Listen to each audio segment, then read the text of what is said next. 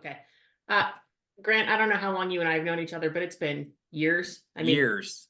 10, 15 years, something like that. Yeah. Okay. So I've sent many, many clients to Grant. He worked on Jason's credit when we first got together. He worked on my brother's credit. He's worked on credit for a lot of people I know, and he is the only credit person, company, entity I've ever come across that actually fixes credit. He does it quickly. His pricing's really reasonable. He's super straightforward. So I just cannot recommend Grant highly enough. I mean, we send anybody and everybody that needs anything credit related to him, and he works his magic. Right on. So, Grant, why don't you go ahead and take it away? Well, thanks again, Kiana, for those kind words. That's the only reason I get a chance to speak with you guys is because of Kiana, and she gave me this opportunity. So thank you for the opportunity, Andy and Kiana, for speaking here. Uh, yeah, truly, like that's kind of the thing is it's the relationship with the real estate agents, with the lenders, that has kept me in this business for 15 years. I'm completely referral based. I don't go out and just try to load up a bunch of volume and do a monthly process. I work with people. They send somebody to me. What I do is I do a free credit assessment, and everybody hears those credit assessments. Well, mine is actually a credit assessment. We get a credit report. I get a Loom. It's like Zoom, but Loom, and you can screen record your computer with anything, and you kind of walk through it and talk through it with the person. It's very helpful. It might be something that you guys are interested in as well. It's called Loom, if you're ever walking through something. And I go line by line through their credit report, and I explain what's pulling down the scores, what I see, what can potentially be done. And I'm completely transparent with them. And at the end, they have that option to go ahead and use that information and run with it. I'm not a sales pitchy kind of guy. I'm not going to say, thunderstorms and lightning, like you're doomed unless you work with me. Like there's none of that. It's like education, education, education. You decide if you want to take this yourself. I'm in your corner. If you want my help, I can do that too. So when they get those, oftentimes they'll want help, or if they do, then we get the process started. And usually you'll see some results and changes in about 30 to 35, 40 days from when we start. And here's the difference, you guys. I know when people are like, okay, another credit repair guy, I've used them before. Here's the same shtick. Well, I'm not a national company. They're not getting lost in volume. It's just me, you, and your client, and we're trying to fix their credit. So with the big companies, they'll just put them in a system and they do a monthly payment program, and like a Lexington Law, let's use them, for example. You pay them per month, because I get a lot of clients from Lexington Law that they've been using it and they're 14, 18 months in and nothing's happening. And then they come to me, and the difference is they go after one or two items on the credit report each month. And so they can drag it out. So if you have 12 issues, they know they've got you for at least 6, 12 months that they can drag you out. In my situation, I look at everything, I tell them what I see, and if they say, Grant, go for it, I go after everything that's pulling down the scores in the first 30 days. We're going to try to clean sweep it. And when I say this, it's not illegal. Anything I'm doing is not illegal or anything like that. You have the FCRA, which is the Fair Credit Reporting Act, and the FDCPA, which is the Fair Debt Collection Practices Act. You can use those things and you can legally question your credit. Anything on it. You can be like, I want them to verify the accuracy of this information. This certain point, this certain point, and this certain point. And they need to do it. And if they can't, it has to be off your credit report. They have to take it off. So you're not just sitting there lying and making up stories and doing stuff like that. You are using the law to your benefit to see if you can't clean that credit up. And like I said, I've been doing it for 15 years and I still get results. I still get people coming to me. So it does work. Does it work every time? No. I mean, there's not a magic wand. You can't just be like, yep, I'm going to fix your credit. Here's what the points are going to be. It's kind of you have to get going on it and get rolling. And then wherever it progresses to, that's where you can get it to. But, like, for example, maybe 30 to 70 points on average is what I see. It's not uncommon to see 100-point jumps. I think the best I've ever done is 184 points, and that was in 45 days. So they're there. It's there. Everybody's credit is like their fingerprint, really, you guys. It's unique. So I have to look at it and I have to go through. So if you have anybody that wants, like, you have a buyer that's coming in and you're like, okay, they're looking, you're like, have you been pre-approved? No, I'm not sure. Maybe there might be some stuff on my credit. You guys can just say, hey, I have somebody that will go through your credit report and do an assessment and show you, maybe they've got great credit. They don't know. We look at the credit report and I just give them a glowing review. I'm like, man, looks fantastic. You're not wasting my time. It's okay. You might get some people that come in and we're like, well, you got 4 collections, a charge off and this and that. And then I can walk them through it of what needs to be done. So again, you're just getting them started. So if somebody does come into you as a buyer and they're kind of iffy on their credit and they're like, we don't know yet. We haven't pulled that. We're kind of scared. I'm an option, I am a benefit to you guys. And I'm not, like I said, I'm not charging them for that. I'm not doing anything. It's just information and education for them to help benefit you guys to get your buyers kind of moving and rolling in the right direction. Sometimes for people, it feels like they're standing up on stage naked. They're like, they have to let lenders and people see their credit and their scores, and they really do not want to do that. So I'm kind of a soft entrance into that, where they can say, hey, this guy looks at credit reports all day, every day. He can tell you exactly what's going on with your credit, if it's good, what's not, how it's affecting your scores. And it's kind of an easy entrance for you guys, again, to benefit for buyers. So that's kind of the spiel there, I guess. You guys have any questions, or Andy? Yeah. Is this really something for anybody? Because like my thoughts are, interest rates are credit score driven.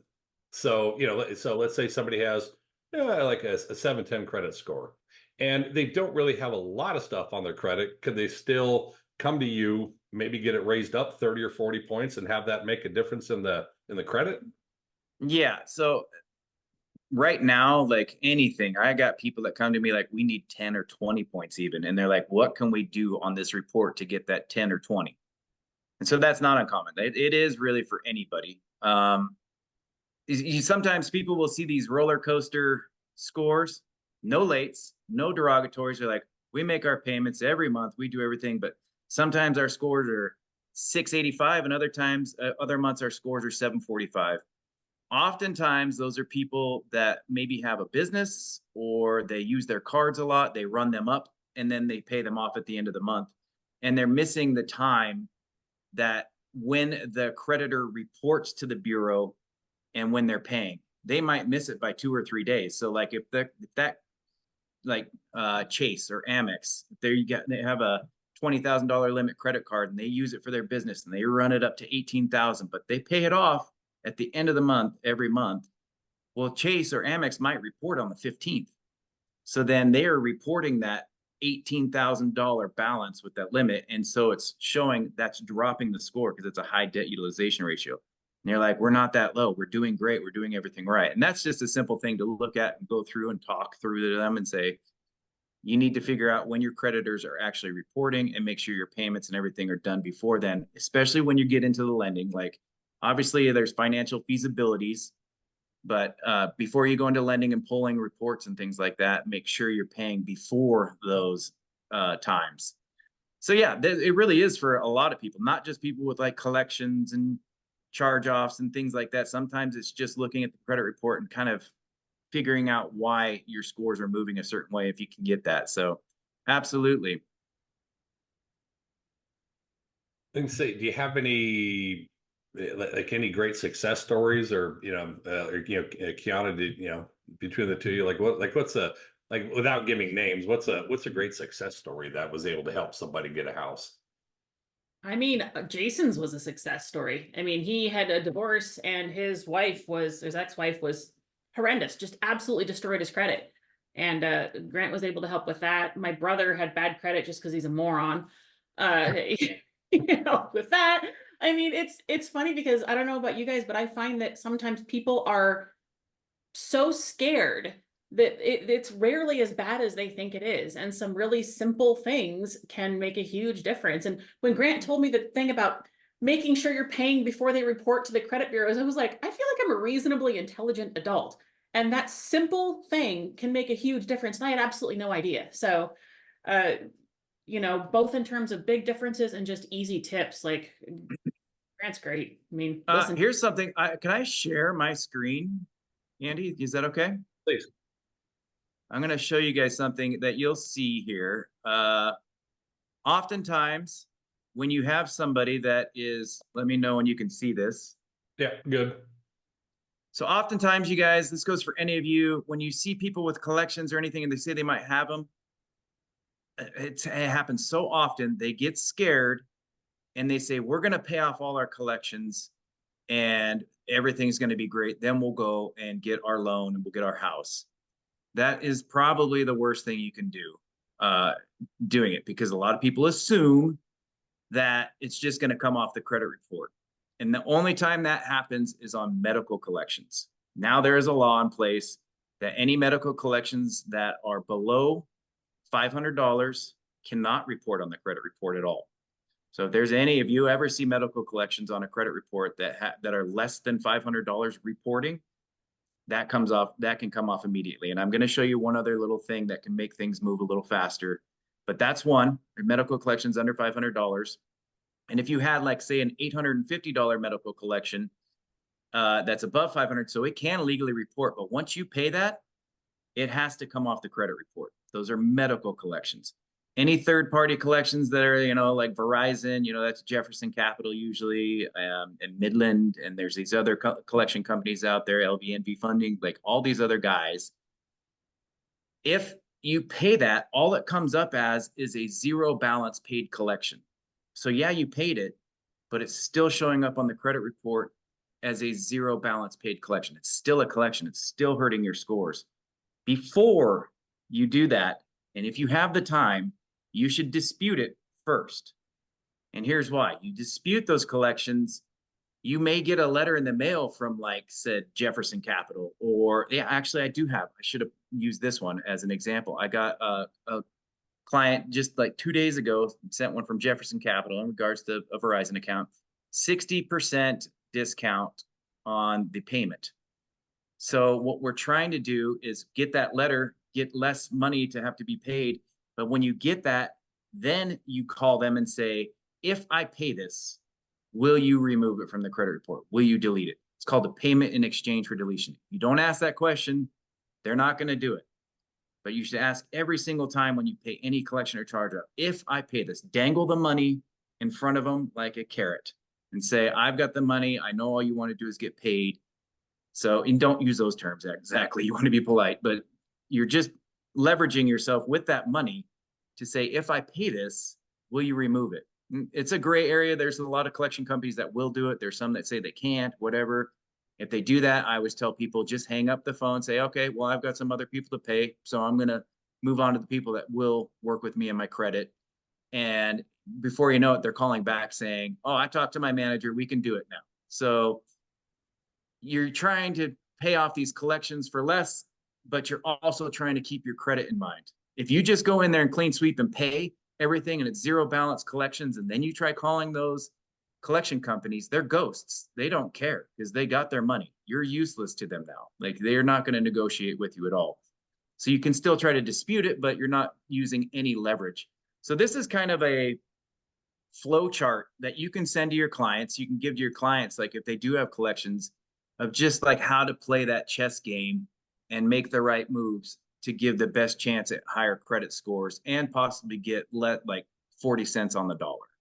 It works, you know, with a lot of the third-party collection companies. You can't go and do it to like Amex or like a Discover card or things like that. It has to be a third-party collection company, meaning this collection company bought the debt from Amex and now they're trying to collect on that. So that's a big thing. People do not, like, if you're like, hey, if you're worried, if you have some collections or anything, just hit the pause button for a second. I have something I want to show you or send over to you.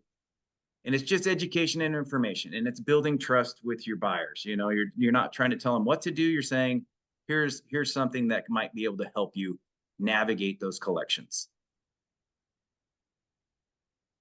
So anything else that you guys got? Oh, here, how about go through a couple other things here if I can get to this.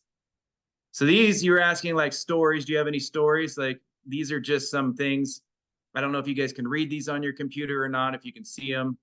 The first one's talking about, like jumping up from the low 600s to 785 points. We removed a Nordstrom's account that was wrong. It wasn't theirs. And so it jumped their score almost 150 points, probably. Ken, I remember this. He says his credit score went up another 70 points. He was another client that was a 100-point plus jump, got him up to 741. And then this one at the bottom, I really like because it shows 5 stars. Grant did for my husband's credit in 45 days what National Credit Care couldn't do in 6 months. That's that thing I'm saying about they're just dragging it out and they can't get it done. And I'm like, let's go after everything. Let's try to get these answers done quickly. Strike while the iron's hot. You want to buy a house, you need to get your lending. Let's get this moving. We don't want to check 12 months down the road if you have good credit or not. So that's kind of that way of working with me. I'm trying to the share screen bar is kind of like right where my my navigation tools were. I was going to show you the CFPB. If I can get to it, guys, hold on a second here. I'm going to have a hard time finding that. So anyways, there's something called the CFPB that you guys can also give to your clients. That is, if they have something truly wrong, if they're like, hey, we have an AT&T cell phones and we have a Verizon collection on our credit report, and you're talking about it, send them to the consumerfinance.gov website. It's Consumer Financial Protection Bureau. Consumerfinance.gov. I can send anybody this information if they want it, or you can always contact me after this Zoom and we can talk more. But that is something that protects your consumer, your clients, us as the consumers, from the credit bureaus and the collection companies. And it's a 2-week turnaround time. It's a government program, so they make their own rules. It's a 2-week turnaround time instead of a 35-day turnaround time. You file a complaint through the CFPB, and you got to have some proof. You can't just be like, this isn't me. You got to have something to go along with it. But it is a very effective tool as well. When something is truly wrong, something like a repossession happened that never went to repossession, they have payments like a mortgage got sold to another company and a payment got missed during that transaction. Those types of things, you use the CFPB, and it's a 2-week turnaround time. Very simple. You start a complaint, you answer a few questions, and they're on it. And you get a response within 15 days on those. So again, very specific, but very powerful for you guys as well to let your clients know. Anything else that I had? Oh, yeah, just the if I'm gonna do an assessment, I need a credit report, obviously. I do not recommend to them to go to a mortgage lender and go pull a hard inquiry. Let's use a consumer credit report. So it's a soft inquiry and get in using it that way. That's how I always recommend it. So I would say stay away from the hard inquiries if we're just getting started. And let's just look at a soft inquiry and look and see what's in the credit report, what's going on, and go from there, because you don't want to start pulling a bunch of hard inquiries with these folks. So basically, they should go to you first, really, Yep. Before doing anything. Yeah. I mean, it's frustrating and hard. Like when I do get a lot of people that say, oh, I just paid all these collections, so we're going to be good. Can you help us with the rest of the stuff? And I'm like, oh man, but yeah, we can work with it and do stuff. It's best to send them over to me before they do anything, so I can just look at that credit report and take them. Like I said, it's like a game of chess. You have to make the first move and you have to make the right moves in order to progressively get those scores up. You start making the wrong move right at the beginning and it's checkmate against you. You're kind of stuck. Right. And it's a frustrating thing, but that's the truth. Right. Well, like your second your second testimonial, there's a big difference between 671 and 741 in regards to like the type of loans they can get and the interest rate. That makes a huge difference in their monthly payment. Yeah, their buying power, their monthly payments, it affects everything. And I'm not like, it can be 20 to 30 points. Am I saying everybody gets 60 to 100-point jumps? No. Right. But it's potentially possible with them. It's a great surprise when we do, but it's a systematic thing. I will never, ever paint rainbows for your clients and give them false information of hope or anything like that. I am very straight to the point. Like, here's what I see, here's what the potential is, and here's where we can get to, you know, because if I lie and I'm like 100 points, easy, you know, and I don't get that, well, that looks bad on me. That looks bad on you. That looks bad on everybody. And so we're not helping anybody out when we're doing that. So it's just, let's take a look and let's take the correct steps to get you the best possible points that we can And then in people, the quickest amount of time. and then people like Kiana call Grant, and you don't want that. No. So I'm sitting there thinking this, there's numerous ways for it, like at least us in the real estate industry, to be able to market this. Do you have anything that, like any words or anything we can use, like for those marketing efforts? I could certainly, I do have some things, you know, like as far as like credit assessments and things like that. Like if you wanted to send something out, like, hey, if you want to have like the first initial look done by somebody who has 15 years experience in the industry and can tell you exactly what's going on with your scores, if anything's negatively impacting it, what you might be able to possibly do, you know, I can put something together like that and give you wording. The biggest thing with going out and talking to people about me, I'm talking to everybody that's on the panel right now or whoever listens to this, is do not say, hey, I know a guy that can get you 100 points. I know a guy that can do, like, you just have to say, this person can possibly help you with your credit. Like, do not ever like give false hope or false information about what scores can be, because you're just setting yourself up. So when it comes to marketing, don't try to use like flashy, boost your scores, get 100 points, things like that. Right. And that's a old school tacky method of trying to get people in through like their fears, like, oh, I need that. And you're setting yourself up. So anything you guys want, anything, if you want, like, hey, Grant, can you give me some material about the credit assessments, the free credit assessments? Can you give me something about, you know, I have something like 20 quick tips for helping you with your credit. You know, there's something you can give to your folks. I actually have a PDF. Let's see if this will work. Yeah, so here I created this. It's a lot of material. It's my 15 years of work, you know, but it's like it walks your client through everything. Will they read it? I don't know. Will you guys read it? I don't know. You know, it's something that I wanted to have available.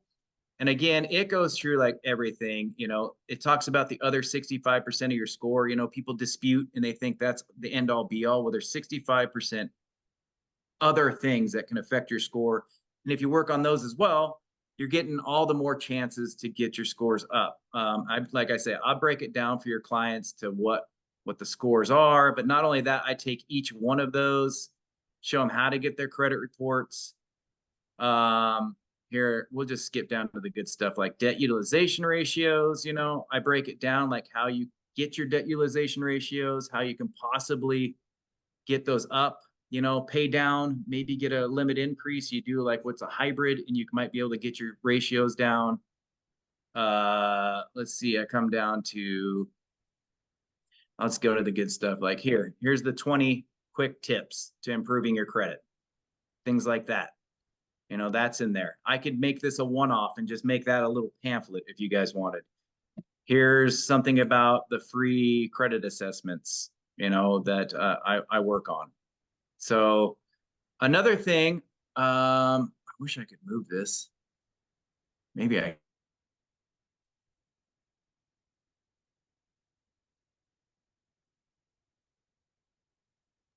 You muted yourself in the process. Yeah, you muted yourself. Grant.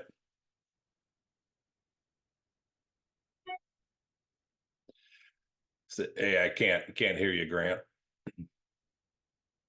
Oh, hey, thank you. Thank you. I know credit. I'm not very tech savvy, guys. Sorry.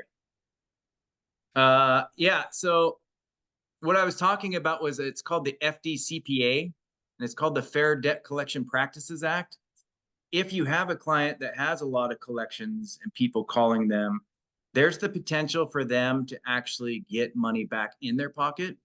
And it's not a gimmick. It's not like a gimmicky thing. There are laws where they cannot call you at certain times. There are laws if they leave a voicemail, they have to state the company name and that it's in reference to collection of debt. So they cannot leave a voicemail that says, "Hi, this is Susan. It's very important. You call us at 1-800 blah, blah, blah," and then they hang up. That's an FDCPA violation. Get an FDCPA attorney, keep your recording, give it to an FDCPA attorney. They'll call that company up and say, "Hey, you know, I got you red-handed. You're going to pay my attorney fees. You're going to pay my client up to $1,000 for this, and or absolve the debt." Happens all the time. These guys know that you don't know the rules, and so 90% of the population, 99 probably percent of the population, has no idea when those voicemails are being left that there's potential money, potential resolve that they can get from those violations. And they know that. So if they do get a couple that say, "Hey, you're in violation," they're like, "All right, we'll pay you guys," because they're making so much more money off of the illegal way to get that money in and get people to call them. So they don't mind if they don't do it the right way. But again, I do know that. And now you know that, and your clients will know that. And those are the types of things that we work together. It's very personal here, like with us. You're not going to be talking to managers and other people. It's me, you, and your client, like I always say. So if you have people with collections and things like that, we can go a lot of ways, and we're never lost in translation. What's kind of the average costs for something like this? The average cost for doing credit repair? Yeah. It's probably all across the board, depending on industry standards, probably like $100-$200 setup fee, $100 to $150 a month usually. If you're not in that range and you're much higher than that, then you're paying too much. But the industry standards, like right there, like right where I'm at too. And then if you ever have anybody that talks about pay me $2,000 and I'll fix your credit, run away, because they're just taking your money and you'll never hear from them again.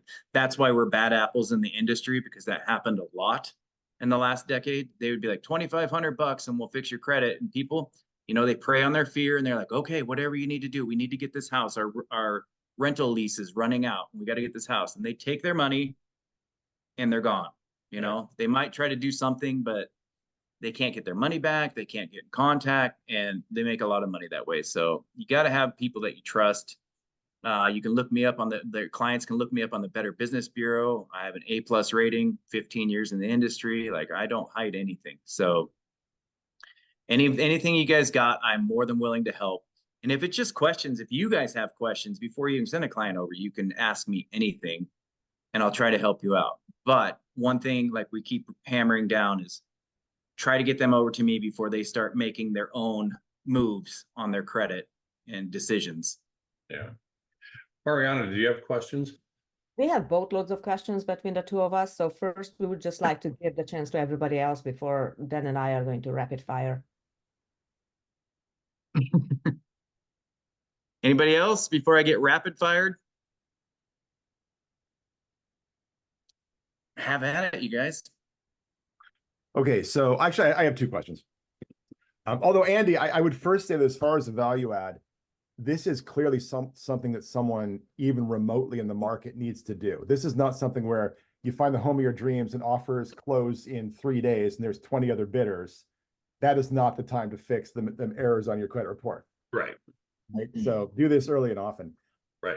Grant, okay, first of all, to be clear, you said that if you dispute something on a report, it is not the consumer's burden of proof to show that it's erroneous. It's the creditor's burden of proof to show that it's legit. Yeah. I mean, if something's truly wrong and you can have proof of it, like a bank statement or something, you always attach that with it. But if you're just going through a credit report and they're like, "Yep, we had lates, we had collections, we had charge-offs," and they're just like, "Yeah, that's us, we had a rough patch." You can go in and under the FCRA and the FDCPA say, "Hey, I would like for you to verify this information is accurate. I'm getting ready to get into the lending process, possibly buy a home. I want to make sure everything on my credit report is accurate." And so what I'm going to do is question this, and this. Like I want to see the accuracy of verify the ownership and the accuracy of the data first delinquency on this collection. You know, something like that. So you're asking, you got to verify that you have some sort of information that has me tied to this collection. You need to verify something that shows when the data first delinquency was for that collection to happen. Those types of things. That's an honest question. You don't have to say, here's what happened. Here's what like when I went into collection, you know, none of it. They're reporting it, verify it. That's all I'm asking. As a consumer, I'm asking you to show me that so I can make sure everything's accurate before I go into a lending program. Okay. Yeah, and you can't prove a negative anyway. So yeah, that makes sense. Other question. Let's say there are 3 derogatory items on your report and you apply for a mortgage once you've disputed them, right? So is the lender going to give those derogatory items any credit while they see they're in dispute? Or are they going to say, we're not going to do this until this is resolved? So that the dispute thing, that used to be this little trick that people would try to do, is put everything in dispute, submit the to lending, and they wouldn't show up because they were in dispute. Now they do show as disputed. So the scoring and everything, they'll see it. And really what they need to do, if it doesn't come off, if there's a late that's verified, but it shows disputed or in dispute, all the client has to do is call each bureau and say, I no longer dispute any of the information that's within my account. Please remove the notation of dispute so my lending can go through, and it gets pulled off. Oh, so that means that it won't go through as long as it's in dispute. You know, I don't get that question very much. I don't get like a lender coming and saying, hey, I can't get this loan to go through because of what you did. Like maybe in 15 years, 5 times. So I don't know on the lending side what they do, or if they rescore, or how that whole thing works. But if they ever come to me and say, hey, this disputed account, we can't have it in dispute. It's a simple process of just, and I'm not trying to like lay the burden on the client to do it, but having a credit repair company or me call up the bureaus, they're going to be like, no, we're not doing anything for you. The client calls up, verifies their information, who they are, and then they say, I no longer dispute this information. Take that notation off because it's holding up my loan. It's done relatively quickly. Okay. And Like, when I was like- in lending, we could not clear anything through underwriting that was in dispute. It did have to be removed from dispute and then rescored. So that may not be the case now. It was a couple of years ago, but that's how we had to do it. Yeah, things have to be clear. And but see, like, did you do it? Did you get how did it get cleared? Because I honestly do not get that question often. The consumer will have to do it. Okay, so you tell, okay, same thing. Have the consumer go and call. Okay. Okay, so for me, do you say that you're willing to share this because I will be reading this? Oh yeah, I will share this with anybody. I can give it Throw to it in the Andy. chat. He can, what's that? Throw it in the chat. Yeah, I can do that. I have it, so Okay. I can do that. Yeah, and I then would give Andy, if you have it. If you don't have the a dispute or the collection flow chart, that would be a good one for you guys as well. If somebody starts talking about, oh, I got some collections, that's one you should be like, just wait. I want you to read this. I want you to see like the different options of how you can pay this. That would be a good one too. Yeah, anything you guys want. Like if you want this PDF, if you want the flow chart, if you want something else from me. we would love to, and I want your contact info because I will hit you up for a private conversation later. I just had general questions in, so basically you said that we have to look at our own individual credit cards, companies to see when are they sending things to the bureau. I usually go in every 2 weeks and pay everything off because I just don't know when. So that's something I should be doing or should not be paying off, should leave some balance for a month or two, or what's the best to keep my credit score up? Call the creditor if you're worried, like No. I pay indecisiveness. everything off. I pay everything off. I have zero debt. Right. But is that a good thing? As long as it doesn't close out. Like if you have inactivity, those accounts will start to close out because they age. Yeah. So go buy a tank of gas and pay it off. Like, just make it active. It's great that you're below 10%. There's kind of this thing like, oh, under 10%, should I be at zero balance? Should I have a little on? Once you're under 10%, you're good. Like, your credit's pretty much at optimal with debt utilization ratios. It really doesn't matter whether you're 7, 3, 5, 0. So, but just make sure you use it Okay. so it stays 5%. active. Right. Okay, got it. So I understand that if people are married, it's affecting each other's credit score. How about domestic partners? Is that an issue? If they have legally domestic partners, do you know if it's a problem? No, it's the only thing it would be is if it's a joint account or an authorized user. Then Okay. it shows up on both persons' credit reports and you can see. So it really doesn't matter what their status is with it. So if it's a gotcha. joint account or if it's an authorized user on one of their accounts and then it goes late and they're like, that's not my credit card, like, or whatever, that's where it becomes an issue. Okay. All right. No, sure. So like you brought it up that one of the examples for you was that someone assigned a Nordstrom credit to their account that wasn't theirs. Mhm. So are those things clear faster because it's being identified that it's a wrong identity?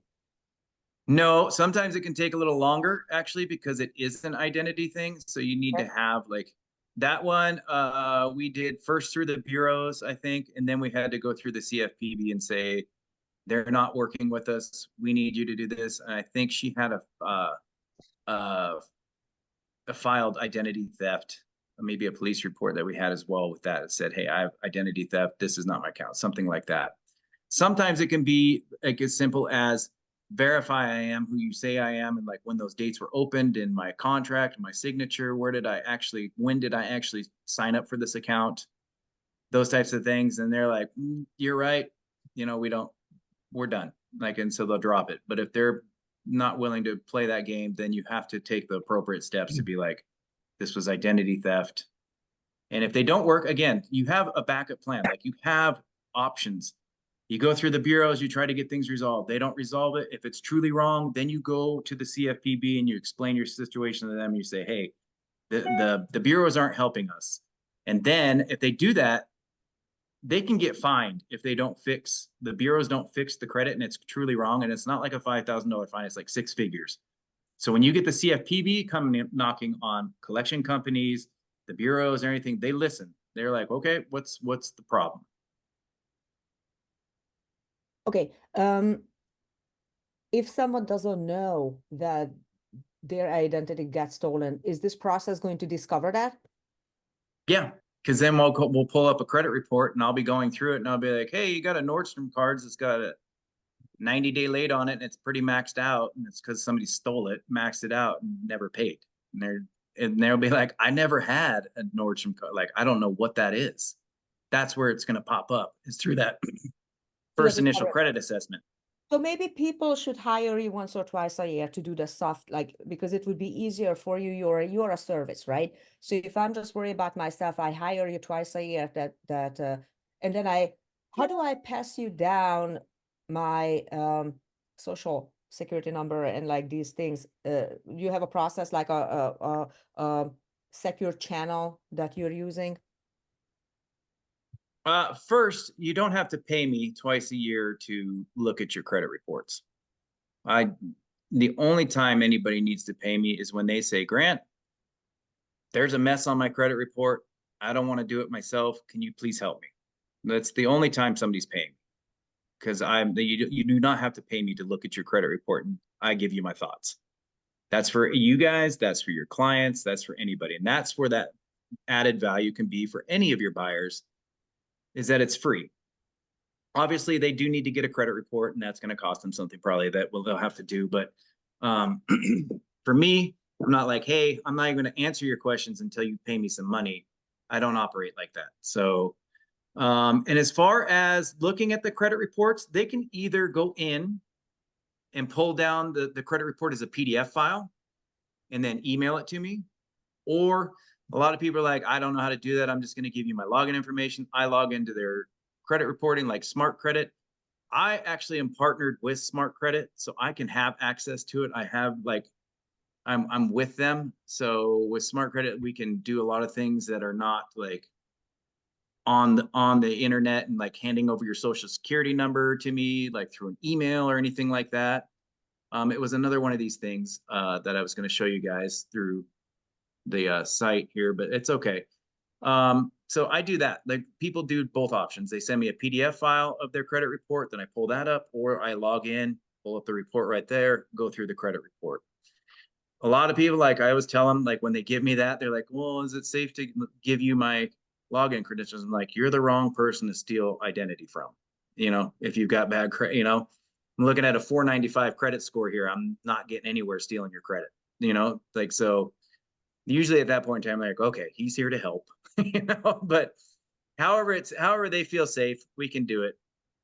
Okay, would you suggest people to lock when they are not making any purchases, lock their credit with like LifeLock or other services, or put a credit lock on? You know, I just had this conversation with somebody last week, and I don't understand why it's not like that all the time. To be Okay. honest with you, it would prevent a lot of this issue Sure. because once you decide I'm going to go into lending, or I'm going to go buy a car, or I want to buy a house, or I want to do anything, you should have to go in and unfreeze your accounts first. And then when you do unfreeze accounts, they say, how long do you want to unfroze them for? 3 days, 5 days, a month? You get to pick your time. So you can unfreeze those. And I think, in my opinion, for credit, yeah, you should always have your accounts frozen until you're ready to pull yourself. Where do I freeze my account? Honestly, just Google TransUnion, freeze my TransUnion credit report, and then just swap out TransUnion for Equifax and Experian, and you will see their links right at the top. Because that way you don't have to go into TransUnion, because you have to go to each one individually. You can't just go in and do one and it does it for all of them. You have to go to TransUnion, you have to go to Equifax, and you have to go to Experian. So when you Google freeze my TransUnion report or credit, it'll pull that up, and then you can hit the link and it'll send you right to where you need to for freezing that account. And then so forth with Experian and Equifax, just swap out the name. And that's the fastest, easiest way to do it, because you do have to do it individually. But then first I have to create an account with them and then freeze it. I don't actually think you do, to be honest with you. You will have to verify and confirm who you are. Like you'll have to get some confirmation email, but you don't have to sign up and pay for anything or do anything like that. But they're going to ask you who you are, what's your social, did you ever live at any of these addresses? Did you, what was your last auto loan? They're going to try to ask some questions to help you out with that too. So, but I don't believe you have to sign up for any of their services or anything like that to freeze your account or unfreeze it.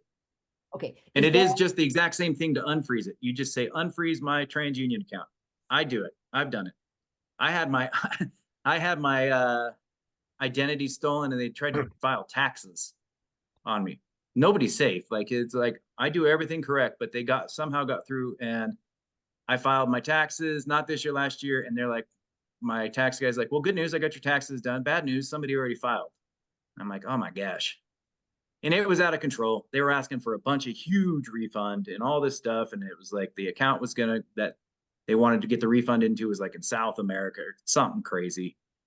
But no, it's like nobody's really safe completely. So, try to lock it up. I had to freeze all my accounts, and now I only unfreeze as well and do stuff like that. So I would tell everybody, freeze your accounts until you need to actually use your credit, then unfreeze it.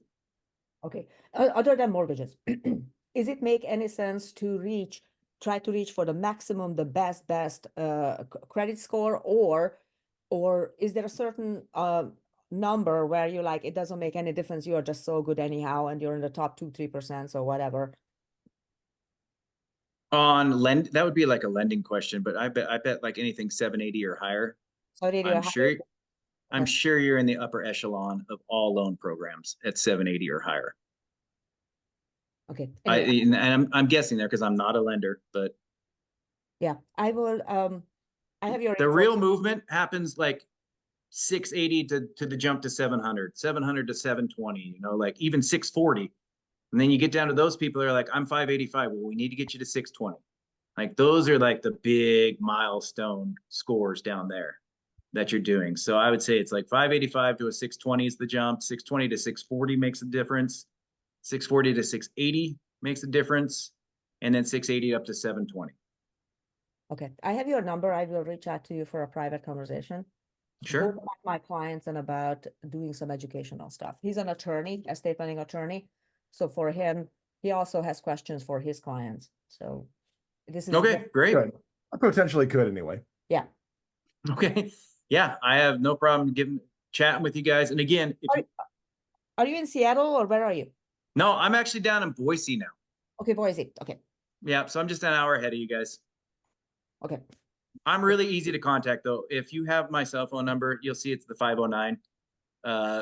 Just shoot me a text or give me a call, whatever you need. I'm always accessible, you guys. That goes for any of you on the panel. Like, I'm always accessible. Can I get to you right away? Maybe sometimes not, but I will always get back in touch with you. Lovely. Thank you. I put your contact info in the chat. I also put this the PDF. Okay. The credit one-on-one. That PDF is also in the chat if anybody wanted to. Grab it.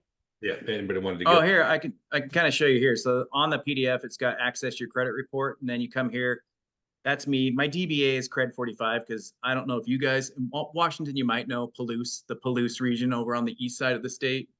Not many people out there know what Palouse means, how to spell it, how to say it. So my branding is Cred 45, and that's me. So when they come through and they sign up with this, then I can have easier access and we can keep it more secure and we go through with it like that. So really, that's the best way, and it's a soft inquiry. Again, don't have them go to their buddy at the bank and pull a hard pull and send me that report. If they have one, that's fine. I'm not going to require it, but pretty easy. I forgot what I did, but I have a few different things on my phone. But lock and alert is one of them. I don't know if you can see it, but it says it says it's locked. So yeah, you can. That's from Experian. Experian or no, Equifax. So yeah, at any time, keep your credit locked, and then when people need to pull their credit, it's real simple to hop on your phone and unlock it, so you can do that. Oh, my whole point to that whole thing about getting my taxes, like somebody trying to file taxes, was now I have to use a PIN.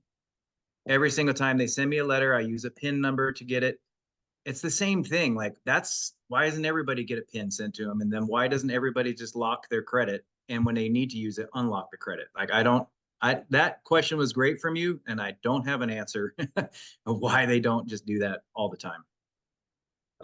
Well, great info. If anybody else has any questions, feel free to ask them. But great info. This is stuff that we should be talking to our clients about. We should be marketing about, like, hey, if you're thinking about buying a house in the next year, the next 2 years, doesn't matter what your credit score is, get it looked at, because it is going to make, it has the possibility to make a huge difference in how much you're paying for, what type of interest rate you're getting. So, and I don't know how many people think they know about their credit. They're like, I already know this. I know this stuff. I know. And then I talk to them, I show them some stuff, and they're like, oh, holy smokes. Yeah. And we get them a jump in their score that they had no idea about. So that's where my experience gets to come into use for you guys. Let's not think that we all know more than the professionals, because you've been doing this for 15 years. Yep, I'm on my 15th year right now. Yeah. So read his the credit pamphlet that I provided him. It's more than a pamphlet. It's a huge breakdown. Read the credit 101 thing. It's still not going to come close to what to somebody who's been doing this for 15 years. Yeah, I can't tell you guys how important it is just to look at a credit report. It's that getting on stage and showing everybody this is what I got. It's that initial, just get through that. And once I do, it's crazy what people will become. They almost become obsessed with their scores. They have questions for me. They start taking action. They start doing things because they get past that initial hurdle. And they really do become like obsessed with scores and increasing their scores, and they kind of take over themselves. So it's a pretty good thing to see. So yeah, I would say it's for really anybody. And if you guys have ideas of how you'd want to market this out, Andy or any of you guys out there, let me know. We can put things together. And like I say, if you do say something and you have an idea and you're going to post something, you can run it past me, but just don't throw out numbers and promises, empty promises. I want to interview you. That's what's coming your way. You're doing a pretty good interview right now. But like seriously, what I do, I like to use Zoom because it has a built-in filter. So I just also record Zoom conversations like this, and we can slice it and edit it together and make that a post. Sure, The absolutely. hard conversation with a soft puller. That's the hard one. I will, yeah. I'll talk to you because this is awesome, and I think everybody should know that. So you could be one of those things like you go to the dentist twice a year. You need to check your credit score twice a year. Yeah, it really doesn't take long to go through and get answers. Like, no joke, sometimes a 4 to 5 minute review, 12-minute review on something is worth thousands of dollars to a buyer. Thousands. And I can't say that either. I can't be like, oh, I'm going to save you thousands of dollars and get you, like, you can't make those promises. But 15 years of doing this, I have no idea how much money I've saved people on getting the next interest rate jump, coming up to that next bracket of like 640 to a 7 or a 680 and saving them that, and like doing things like that. Like, when you talk about the lifespan of a 30-year loan and their mortgage payments and what they're paying and what that actually was and what we got them to, it's incredible. And their buying power increases. Yeah. So it's a good thing. It's definitely a good thing for everyone. That's part of your value add, and this is somebody else that you can have on your team and start to make it a part of your processes. Like, I don't care. Oh, I have a 780 credit score. Great, good for you. I'm still going to recommend the Dr. Graham, or he's this way on on my screen. Dr. Graham. Would you? Because all this stuff will make a difference. So yeah, awesome. and the big thing I always want to make sure, like, just rest assured, you guys, like when some of you say talk to Grant and they're like, maybe they are the know-it-alls with the 725 or something like that. I'm not going to push a sale on them and be like, you need me. I'm just there to be like, hey, okay, you're here. Let's take a look at your credit report. Here's what I see. You're looking great. Some of them might just be, you look great. Here's a couple little things you can do. Others might be a mess, but it's never going to be like, I know why you're here and you need my service. Like, it's never like that. Yeah. Well, they can proceed better in a better fashion then. So great. Yep. Fantastic. Yeah, Grant. Well, thanks for having me, you guys. I really appreciate it. Absolutely. Thank you again. So we have to, we got this recorded. So thank you for that. We may have to do this again because it's great information. So thanks, everybody.